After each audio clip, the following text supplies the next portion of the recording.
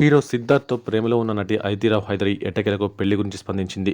తనకు నిశ్చితార్థం జరిగిన వనపర్తి జిల్లాలోని పురాతన దేవాలయంలోనే పెళ్లి కూడా జరుగుతుందని స్పష్టం చేసింది. ఇటీవల జరిగిన ఓ ఇంటర్వ్యూలో మాట్లాడుతూ నటుడు సిద్ధార్థ్తో ప్రేమ వ్యవహారం గురించి పలు ఆసక్తికర విషయాలు పంచుకుంది.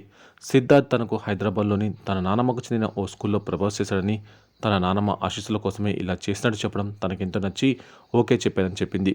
అలాగే పెళ్లి వేదికపై క్లారిటీ ఇస్తూ తన ఎంగేజ్మెంట్ జరిగిన వనపర్తి జిల్లాలోని రంగాపూర్ రంగనాథ స్వామి దేవాలయం తనకెంతో ప్రత్యేకమైందని, అక్కడే తమ పెళ్లి కూడా ఉంటుందని స్పష్టం చేసింది.